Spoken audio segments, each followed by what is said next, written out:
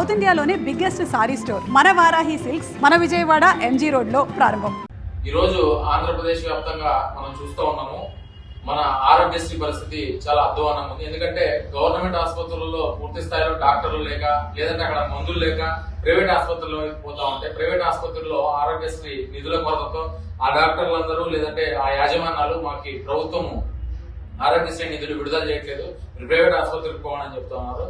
కావున ఈ కూటమి ప్రభుత్వం ఎన్నికల్లో ఇచ్చినటువంటి హామీలు నిలబెట్టుకోకపోగా జగన్మోహన్ రెడ్డి గారు ముఖ్యమంత్రిగా ఉన్నప్పుడు ఏకంగా ఆంధ్రప్రదేశ్ వ్యాప్తంగా 10,500 విలేజ్ క్లినిక్లు కట్టారు, 650 అర్బన్ హెల్త్ సెంటర్లు కట్టారు, 150 ప్రభుత్వ ఆసుపత్రులను అభివృద్ధి చేశారు.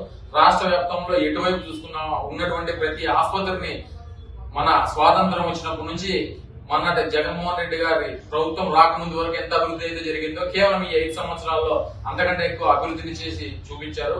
మీరు ఎక్కడ పోయినా కూడా ఆంధ్రప్రదేశ్ ఉన్నటువంటి ఆసుపత్రుల ముఖ చిత్రాన్ని పూర్తి స్థాయిలో మార్చివేశారు. కానీ ఇప్పుడు ఈ ఆసుపత్రిలో కనీసం మందులు ఇచ్చే నాదుడు కూడా లేని పరిస్థితి కనపడతా ఉంది. ప్రభుత్వ ఆసుపత్రులకు పోతే వాళ్ళు ప్రైవేట్ ఆసుపత్రులకు పోండి, మందులు లేవని చెప్తున్నారు. ప్రైవేట్ ఆసుపత్రులకు పోతే ఆరోగ్యశ్రీ నిధులు కేంద్ర రాష్ట్ర ప్రభుత్వాలు విడుదల చేయట్లేదు, మేమేం చేయాలి, మీరు డబ్బులు కట్టండి అని చెప్పి పేద వర్గాల యొక్క డబ్బుల్ని పీడించుకొని తింటా ఉన్నారు. కాబట్టి ఇప్పటికైనా ఈ కూటమి ప్రభుత్వము పైన కింద మీరే ఉన్నారు, అభివృద్ధి చేసి చూపించాలని చెప్పి మేము కోరుతా ఉన్నాము.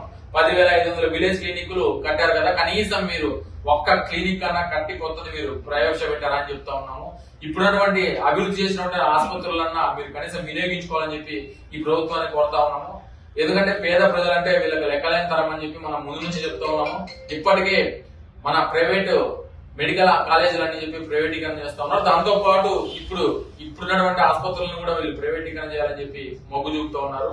కాబట్టి మనం వైఎస్ఆర్ కాంగ్రెస్ పార్టీ తరఫున మేము ఈ రోజు కోరుతా ఉన్నాం, గుంతకల్ ప్రభుత్వ ఆసుపత్రిని దాదాపు 10 కోట్ల రూపాయలతో వైఎస్ఆర్ కాంగ్రెస్ పార్టీ అభివృద్ధి చేస్తే కనీసం దాన్ని పట్టించుకున్న పాపాన ఇప్పుడున్నటువంటి ఎమ్మెల్యే ఎంపీలు పోవట్లేదు. ఎందుకంటే దాదాపు ఇప్పటికి ఉన్నటువంటి ఆసుపత్రుల్లో ఒక్క డాక్టర్ని కూడా కొత్త డాక్టర్ని నియమించకపోగా ఉన్న డాక్టర్లు రిటైర్ అయినట్టుగా కొత్త డాక్టర్లు రావట్లేదు. కాబట్టి పూర్తి స్థాయిలో ఆసుపత్రుల్లో వైద్యుల కొరతతో ఎంతో మంది ఎవరిపైనా కూడా కర్నూలు ఆసుపత్రికి పోండి, లేదంటే అనంతపురం ఆసుపత్రికి పోండి అని చెప్పి రెఫర్ చేస్తా ఉన్నారు.